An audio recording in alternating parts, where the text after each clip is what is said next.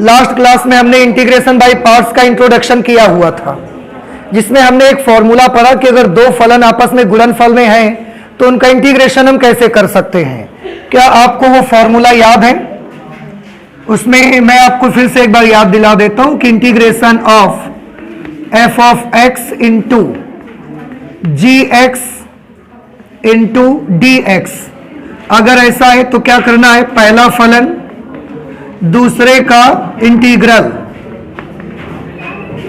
Minus integration of differential coefficient of first function into integral of second function, और उसके बाद dx और यहां पर लग जाएगा। अगर आप शब्दों में देखें तो यही फॉर्मूला आप ऐसे बोल सकते हैं, पहला फलन दूसरे का समाकल माइनस समाकलन का निशान पहले का अवकल गुणांक गुणे दूसरे के समाकलन इंटू dx, ये हम लिख सकते हैं। कैसे आया ये फॉर्मूला, इसको डिराइव भी करके दिखाया। उसके बाद एक चीज और बताई कि इसमें से प्रथम और द्वितीय फलन मानने पर भी क्वेश्चन की डिफिकल्टी का लेवल आपके कम और ज्यादा हो सकता है कि किसको पहला मानोगे किसको दूसरा। तो वैसे रूल तो ये है कि आप उस फलन को दूसरा फलन मानिए जिसका आसानी से समाकलन ज्ञात किया जा सकता है, लेकिन क्योंकि इसको भी लेकर बच्चों को बड़ी परेशानी होती है तो एक और तरीका ढूंढा गया जो कि आइलेट का तरीका रहा, और उसमें जो पहले आता है उसको हम पहला फलन मानेंगे और जो बाद में आएगा उसको हम दूसरा फलन मान के कैलकुलेशन करेंगे। हालांकि आइलेट कोई रूल नहीं है, पर क्योंकि इससे हमारे अधिकतर क्वेश्चंस सॉल्व करने में हमें बहुत हेल्प मिलती है तो हम इसका यूज कर लेते हैं, बट याद रखिए this is not any rule. चलिए सॉल्व करते हैं एग्जांपल नंबर 18। एग्जांपल नंबर 17 हमने लास्ट क्लास में सॉल्व किया था। एग्जांपल नंबर 18 में है integration of log x dx। log x को x के रिस्पेक्ट में इंटीग्रेट करना है। बेटा दरवाजा बंद कर दीजिए पीछे वाला। आप देखो ध्यान से, इसमें तो एक ही फंक्शन है, इसमें तो एक ही फंक्शन है, इसको कैसे करिएगा? तो हम एक काम कर लेंगे, इसमें हम log x को लिखेंगे और साथ में मल्टीप्लीकेशन में 1 तो मान सकते हैं ना, माना जा सकता है 1। तो अब ये दो फलन हो गए, दो फलनों में से किसको मानेंगे फर्स्ट और किसको सेकंड फंक्शन माना जाएगा। आइलेट के मुताबिक ये लॉगरिथमिक फंक्शन है, ये एक अलजेब्रिक फंक्शन है। एल और ए में से आइलेट शब्द में पहले एल आता है कि ए आता है? एल, तो इसको मान लेंगे पहला फलन और इसको मान लेंगे दूसरा फलन। चलिए शुरुआत करिए। पहला फलन दूसरे का समाकल, एक का समाकल क्या आ जाएगा, माइनस समाकलन का निशान लगा दिया, पहले का अवकल गुणांक log x का अवकल गुणांक 1/x, दूसरे का समाकल x इंटू dx। ठीक है, ये इससे कैंसल हो गया। इसमें आप लिख सकते हैं x into log x, x पहले लिख दिया, log x बाद में कर दिया, माइनस यहां बचा integration of dx, x into log x minus dx को इंटीग्रेट करिएगा तो क्या आ जाएगा x, और सबसे लास्ट में कांस्टेंट ऑफ इंटीग्रेशन लगा देंगे c। बताइए कोई प्रॉब्लम आपको? इस तरह से ये क्वेश्चन हमने सॉल्व कर लिया। Example number 18। आप बहुत ज्यादा कुछ और कर सकते थे, इन दोनों से x कॉमन ले सकते हैं आप, log x minus 1 plus c। तो log x का x के रिस्पेक्ट में इंटीग्रल क्या आता है, x under bracket log x minus 1, ये इंटीग्रल उसका आ जाता है। कुछ बात हमारी आपको समझ आ रही है? अच्छा,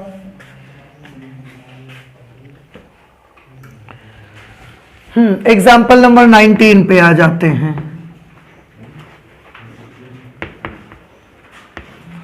एग्जाम्पल 19 पे है x into e to the power x dx, integration of x e to the power x dx। Again you have to recognise, you have to identify the functions. बता सकते हैं ये किस टाइप का फंक्शन है, algebraic function, ये exponential function. फिर से याद करिए, आइलेट शब्द में ए पहले आता है कि ई पहले आता है? ए पहले आता है, तो इसको पहला फलन माना जाएगा और इसको दूसरा फलन माना जाएगा। फिर से फॉर्मूला यूज करिए, क्या होता है, पहला फलन दूसरे का अवकल गुणा दूसरे का समाकल पहला फलन दूसरे का समाकल। तो e to the power x का इंटीग्रल क्या होता है? e to the power x minus integration का साइन, पहले का अवकल गुणांक x का डिफरेंशियल कोएफिशिएंट 1, दूसरे का समाकल into dx, x e to the power x minus, ये क्या रह जाएगा? e to the power x, और e to the power x का integral e to the power x plus c। आप चाहें तो e to the power x common से कर सकते हैं, तो ये x minus 1 e to the power x plus c आ जाएगा। ये हो गया example number 19। Now let's move to the next example, that is example number 20। Example number 20 पे है integration of x sine inverse x upon under root 1 minus x square dx। इसको आपको solve करना है, इसका इंटीग्रल पता लगाना है। एक चीज आप देखिए, यहां पर साइन इनवर्स x एक फलन मिल रहा है और उसका integral 1 upon under root 1 minus x square भी मिल रहा है। तो जब कोई फलन और उसका अवकलन दोनों साथ में मिल जाते हैं तो हम फिर सब्स्टिट्यूशन का यूज करते हैं। तो यहां हमें सब्स्टिट्यूशन यूज करना पड़ेगा। उसके लिए माना sine inverse x is equal to t. Sine inverse x को हमने क्या मान लिया? हमने t मान लिया। अब दोनों पक्षों का अवकलन करेंगे। साइन इनवर्स x का डेरिवेटिव क्या होगा? 1 upon under root 1 minus x square dx, और t के लिए क्या होगा? dt। ठीक है, अब वैल्यू अप्लाई करो भाई यहां पे। ये हमारा क्वेश्चन है, integration of x sine inverse x upon under root 1 minus x square dx is equal to, ध्यान से देखो x आ रहा है सबसे पहले। x की अगर sine inverse x is equal to t है तो x इज इक्वल टू क्या हो जाएगा? Sine t upon sine. Sine inverse x is equal to t, तो x is equal to sine t। Inverse function याद कीजिए, तो x की जगह पर क्या लिखा जा सकता है? Sine t। Sine inverse x की जगह पर क्या लिख सकते हैं? t। और dx upon under root 1 minus x square, dx upon under root 1 minus x square, ये पूरा हट के इसकी जगह पर क्या आ जाएगा? dt आ जाएगा। अब ये बताओ क्या इतनी बात समझ में आई आपको? पूरा हो गया ये। अब देखो इसमें दो फलन आ गए बेटा, और दोनों मल्टीप्लीकेशन में एक ये एक ये। अब दोनों में से किसी को पहला किसी को दूसरा मानना पड़ेगा और इंटीग्रेशन बाय पार्ट्स का फॉर्मूला यूज करना पड़ेगा। ये ट्रिग्नोमेट्रिकल फंक्शन है और ये एल्जेब्रिक फंक्शन है। t और a है। आइलेट शब्द में t और a में से पहले कौन आता है? a पहले आता है, आइलेट। हाँ ठीक है, जो t है वो लेट आता है, a पहले आ जाता है। तो ये फर्स्ट फंक्शन है और ये सेकंड फंक्शन हो गया। फिर से वही फॉर्मूला अप्लाई कर देंगे। ठीक है, चलिए अप्लाई करिए फॉर्मूला। क्या होता है? पहला फलन दूसरे का समाकल, साइन t का समाकल माइनस 1 माइनस कॉस t। आज कहां दिमाग है भाई? साइन ऑफ इंटीग्रेशन आपने बोला था, माइनस कॉस t बोला था। अरे हमें तो -1 सुनाई दे दिया, तो मेरे कानों में कुछ प्रॉब्लम है। पहला फलन दूसरे का समाकल माइनस पहले का अवकल गुणांक। t का अवकल गुणांक क्या आएगा? बोलो। t का अवकल गुणांक 1। पता नहीं मेरे कानों में प्रॉब्लम है कि आप लोग कुल्ला नहीं करके आए हो सही से।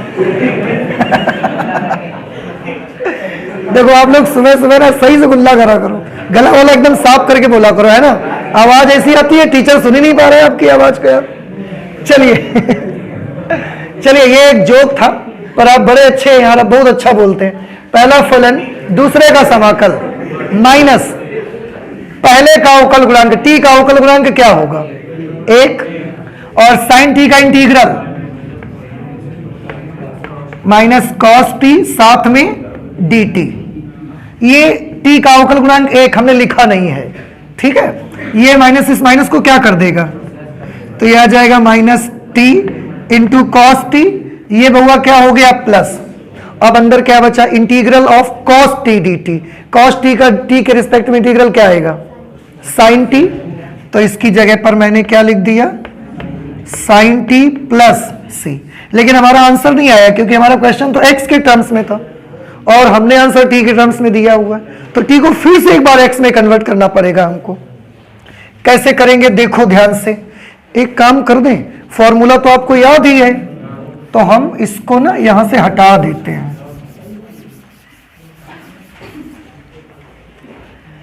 देखो ध्यान से, एक्चुअली क्या होगा ना, जहां t होगा वहां हम क्या लिख सकते हैं, साइन इनवर्स x, लेकिन cos t की जगह पर क्या लिखेंगे, ये एक प्रॉब्लम है। चलो कर लेते हैं। बहुआ cos t को बेटा लिख सकते हैं √1 minus sine square t plus sine t plus c। बताइए यहां तक में किसी भी स्टूडेंट को कोई प्रॉब्लम तो नहीं है? आपको जहां भी ना समझ में आया करे प्लीज मुझे जरूर बता दिया करें। माइनस t, क्या लिखोगे t की जगह पर, sine inverse x into √1 minus sine square t। Sine t का मान कितना आएगा, देखो sine inverse x is equal to t, तो sine t is equal to x, तो साइन स्क्वायर t की जगह पर क्या लिख दें, x स्क्वायर प्लस साइन t की जगह पर x प्लस c। इस तरह से ये आंसर आपका बना माइनस, पहले हम इसको नोट कर लेते हैं, √1 minus x square into sine inverse x plus c। ये आंसर आ गया। देखो अब आप ये मुझे बताएं आपको समझ में आया कि नहीं आया भाई। हाँ, लास्ट में यहां पर जब आप पहुंचेंगे ना तो थोड़े से कन्वर्जन्स आपको करने पड़ सकते हैं। जैसे sine inverse x is equal to t है, तो x बराबर क्या होगा, साइन t, तो साइन t जहां मिलेगा वहां क्या लिखेंगे, x। अब अगर cos t मिल गया तो cos t को हमने कर दिया √1 माइनस साइन स्क्वायर t, फिर साइन t की जगह x लिख दिया। ये छोटे मोटे कन्वर्जन हमको करने पड़ सकते हैं, ये आप इसमें तो माहिर हैं, तो आप जल्दी से नोट कर लीजिए। और ये कौन सा एग्जाम्पल हमने कर लिया, एग्जाम्पल नंबर 20। इसके बाद आ जाते हैं एग्जाम्पल नंबर 21। ठीक है, प्लीज जल्दी से नोट करिए भाई। Example number 21, integration of e to the power x sin x dx, इसको ज्ञात करना है आपको, इसकी वैल्यू। ये जो फंक्शन है ना, थोड़ा ध्यान से देखिए, मेरी बात सुन लीजिए, ये अलग टाइप का फंक्शन है बेटा। इसमें आप एक एक्सपोनेंशियल फंक्शन है और एक ट्रिग्नोमेट्रिकल फंक्शन है। ठीक है, किसको पहला किसको दूसरा मान लिया जाए, टी वाले को पहला आई थिंक, तो साइन एक्स को पहला और e to the power x को दूसरा। वैसे आप जानते हो रूल जो बताया गया था वो ये था कि दूसरा फलन उसको मानिए जिसका समाकलन आसानी से कर सके। ये तो दोनों फलनों का समाकलन आसानी से कर सकते हैं, तो जरूरी नहीं है कि साइन एक्स को पहला और e to the power x को क्या मानो दूसरा। आप इसको पहला और इसको दूसरा मान के भी सॉल्व कर सकते हैं। लेकिन इन क्वेश्चंस की एक प्रॉब्लम होती है। किन क्वेश्चंस की, जिनमें एक्सपोनेंशियल फंक्शन और उसके साथ साथ और कौन सा फंक्शन आ जाएगा, ट्रिगोनोमेट्रिकल फंक्शन। जब कभी एक्सपोनेंशियल फंक्शन के साथ साथ ट्रिगोनोमेट्रिकल फंक्शन आ जाएगा ना, उस वक्त आप देखेंगे किसी को भी पहला और किसी को भी दूसरा मान लो, आप पाएंगे कि समाकलन खत्म ही नहीं हो रहा है उसका, आप एंड नहीं कर सकते उसके इंटीग्रेशन का। आप इसको पहला इसको दूसरा मान लो, आप 50 बार करते रहोगे, समाकलन का निशान खत्म ही नहीं हो सकता। ये एक प्रॉब्लम बहुत आती है। किस प्रकार के क्वेश्चंस में, जिनमें एक्सपोनेंशियल फंक्शन और ट्रिग्नोमेट्रिकल फंक्शन दोनों एक साथ आते हैं। तो ऐसे क्वेश्चंस को सॉल्व करने का हमने एक तरीका बदल दिया। कुछ मेरी बात समझ रहे हैं, नहीं समझे, क्या बताया मैंने, बताओ।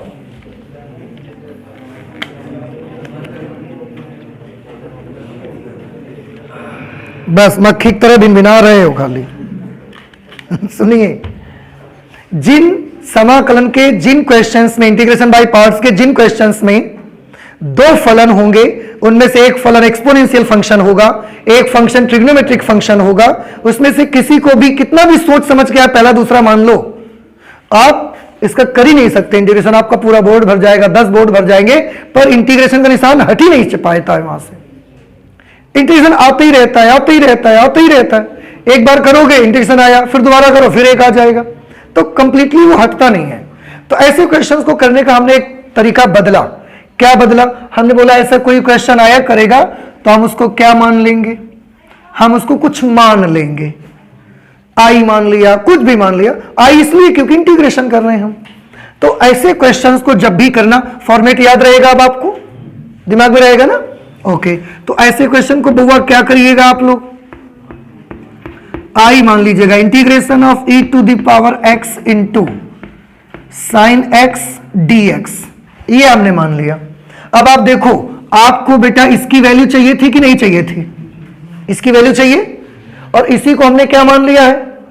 इसका मतलब आपको इसकी वैल्यू चाहिए, मतलब आपको आई की वैल्यू चाहिए।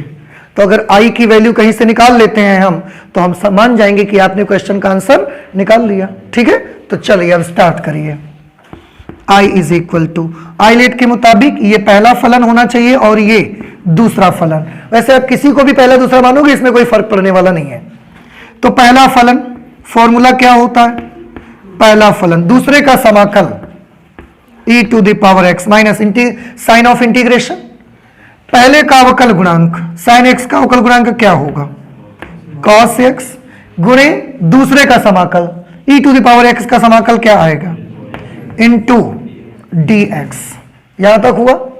अब i is equal to sine x into e to the power x minus, आप फिर से एक बार देख रहे हैं, यहां पर भी तो दो फलनों का मल्टीप्लीकेशन है, यहां पर भी दो फलनों का प्रोडक्ट आ गया। इसमें से एक ट्रिग्नोमेट्रिक फंक्शन है, एक एक्सपोनेंशियल फंक्शन है। ट्रिग्नोमेट्रिक फंक्शन को फर्स्ट फंक्शन और एक्सपोनेंशियल फंक्शन को सेकंड फंक्शन मान के फिर सॉल्व करेंगे हम। समझ में आया? फिर से इंटीग्रेशन बाय पार्ट्स का फॉर्मूला लगाएंगे और ये माइनस बाहर लगा रहेगा। तो क्या होगा? पहला फलन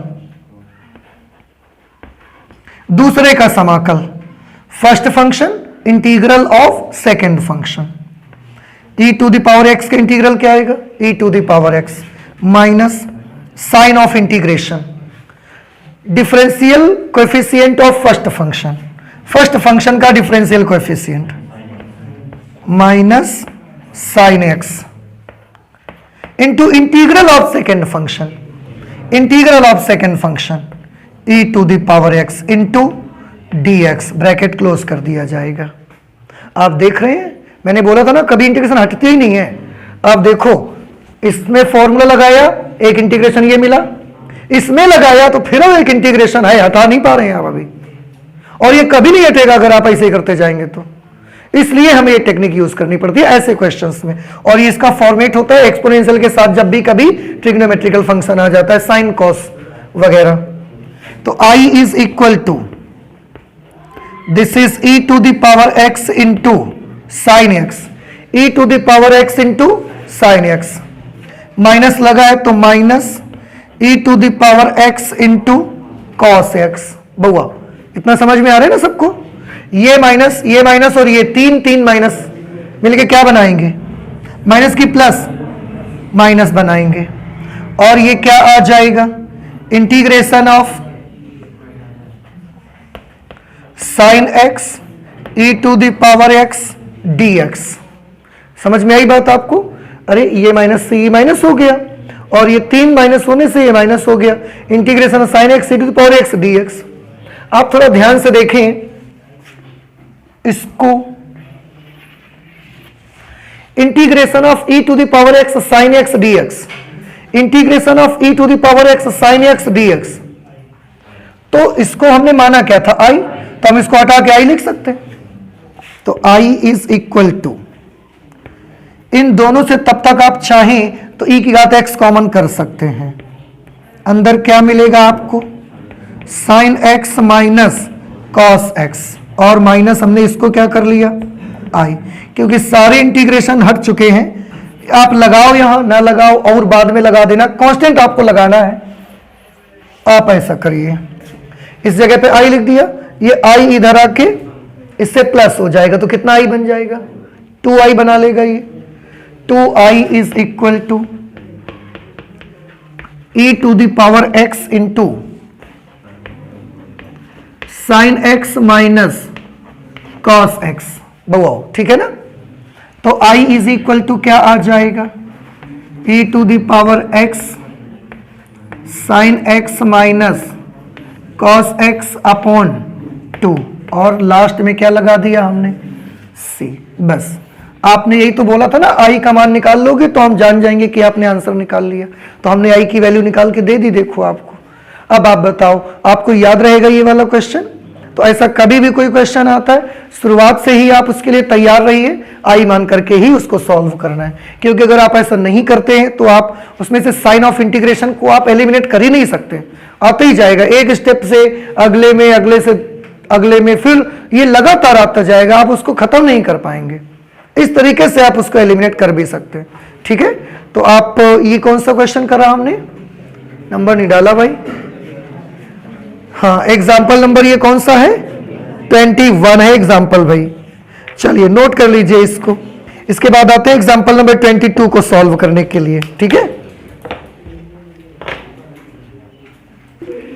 एग्जाम्पल नंबर 22, दो पार्ट्स में क्वेश्चन है और लिखा हुआ integration of e to the power x tan inverse x plus 1/1 plus x square dx।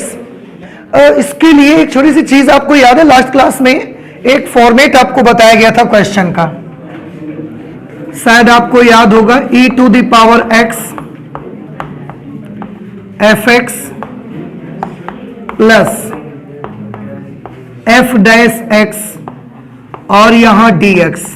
इसकी वैल्यू आपको बताएगी थी, अगर इस टाइप का कोई भी क्वेश्चन मिलता है तो इसकी वैल्यू आएगी e to the power x fx plus से, याद है ना आपको। अब थोड़ा ध्यान से देखिएगा, माना fx is equal to tan inverse x, इसको हमने क्या मान लिया, fx मान लिया। तो क्या आप बता सकते हैं मुझे f डैश x की वैल्यू क्या आ जाएगी, f डैश x की वैल्यू क्या आ जाएगी, मतलब इसका डेरिवेटिव 1/1 प्लस एक्स स्क्वायर। इसलिए integration of e to the power x tan inverse x plus 1/1 plus x square dx is equal to integration of e to the power x। tan inverse x की जगह पर क्या लिख देंगे, fx plus 1/1 plus x square, 1/1 plus x square, इसकी जगह पर क्या लिखेंगे, f डैश x dx। अब ये बिल्कुल सेम वही फॉर्मेट आ गया, दिख रहे हैं। तो इसका आंसर क्या आएगा, e to the power x fx और प्लस c। अब e to the power x और fx की जगह पर क्या लिखा जाए, tan इनवर्स x प्लस से, हो गया। ये एग्जाम्पल नंबर 22 का ना फर्स्ट पार्ट है, इसका सेकंड पार्ट भी हम लोग कर लेते हैं। सेकंड पार्ट पे लिखा हुआ है एक्स स्क्वायर प्लस 1, यहां पर e to the power x upon x plus 1 whole square और साथ में dx, x square plus 1 e to the power x upon x plus 1 whole square dx। देखो इसको कैसे किया जाएगा भाई, देखो x square plus 1 e to the power x upon x plus 1 को होल स्क्वायर है, e to the power x को आप पहले लिख दो। ये जो एक्स स्क्वायर प्लस 1 आप देख रहे हो ना, इसमें 2x प्लस कर दो और 2x माइनस कर दो upon x plus 1 whole square dx। इतना समझ आ गया। Integration of e to the power x, बेटा देखना ये वाली टर्म, ये वाला टर्म और ये तीनों ने मिलकर क्या बना लिया, x plus 1 whole square, x square plus 1 plus 2a भी करेंगे तो 2x आ जाएगा, minus 2x upon x plus 1 whole square और यहां पर क्या है dx आ जाएगा। ये integration of e to the power x, आप इसको सेपरेट कर दीजिए, तो जब ये अपॉन ये करेंगे तो नंबर तो सेम है, 1 आ जाएगा, minus 2x upon x plus 1 whole square, साथ में यहां पर क्या है dx। अब e to the power x को मल्टीप्लाई करवा दो अंदर, तो integration of e to the power x dx, integration of e to the power x का 1 से करोगे e to the power x, और इधर से कौन आ जाएगा dx, माइनस इसका गुणा इससे होगा, इसमें से 2 हम बाहर करे ले रहे हैं, अंदर आपको मिल जाएगा e to the power x, फिर x upon x plus 1 whole square, साथ में dx।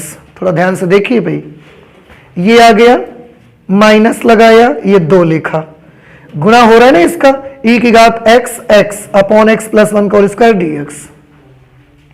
अब इस x में ना हम 1 को प्लस कर देंगे और 1 को क्या कर देंगे, माइनस कर देंगे। ऐसा करने से तब तक इसको इंटीग्रेट करके क्या आ जाएगी value, e to the power x minus 2 integration of e to the power x। ये जो एक 1 आपने प्लस किया है, तो ये x प्लस 1 है ना, इसके साथ इसको अलग करो, x plus 1 upon x plus 1 whole square, ये बचेगा 1 upon x plus 1 minus 1 upon x plus 1 whole square, और उसके बाद यहां पर क्या आएगा dx। अब अगर आप इसको देखेंगे यही सेम फॉर्मेट है, कैसे, integration of e to the power x, इसको अगर fx मान लिया जाए तो इसका अवकलन करके देखो, ये f डैश x आ जाएगा पूरा माइनस सहित। 1 अपॉन x प्लस 1 को fx माना आपने, तो 1 अपॉन x प्लस 1 का डेरिवेटिव क्या होगा, minus 1 upon x plus 1 whole square, तो minus 1 upon x plus 1 whole square. तो ये fx है पूरा, ये f डैश x है, सेम फॉर्मेट आ गई। अगर वही फॉर्मेट आ गई है तो इसका आंसर क्या हो जाएगा, e to the power x minus 2, answer क्या आता है, e to the power x into f x. तो e to the power x into f x की जगह पर क्या लिखा जाए, आया नहीं समझ में आपको, देखो इस पे मैं एक काम कर लेता हूं, माना f x is equal to 1 upon 1 plus x, तो एफ डैश एक्स की वैल्यू कितनी आएगी, 1/1 प्लस एक्स का अवकल गुणांक क्या होगा, x प्लस 1, कोई फर्क नहीं पड़ता, ये आएगा minus 1 upon x plus 1 whole square. अब हम इसको लिखे दे रहे हैं, अच्छा भाई, e to the power x minus 2 integration of e to the power x, 1 upon x plus 1 को क्या लिखें बताओ, 1 अपॉन x प्लस 1 को लिखा जाएगा fx, फिर minus 1 upon x plus 1 whole square, minus 1 upon x plus 1 whole square, इसको लिखा जाएगा f डैश x, और यहां पर क्या आएगा ये dx, e to the power x minus 2, और ये यही फॉर्मूला नहीं बन गया, तो इसकी वैल्यू क्या आ जाएगी, e to the power x f x plus C, e to the power x minus 2, f x की वैल्यू क्या है, 1 अपॉन x प्लस 1 और plus C.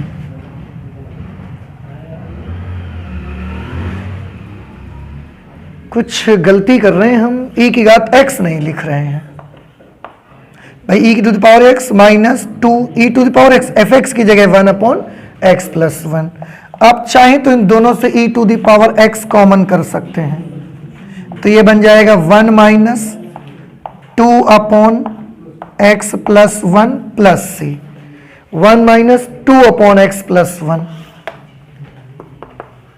e to the power x, ये x plus 1 minus 2, x plus 1 minus 2 upon x plus 1 plus C, e to the power x, ये x plus 1 minus 2 क्या हो जाएगा, x minus 1 upon x plus 1 plus सी।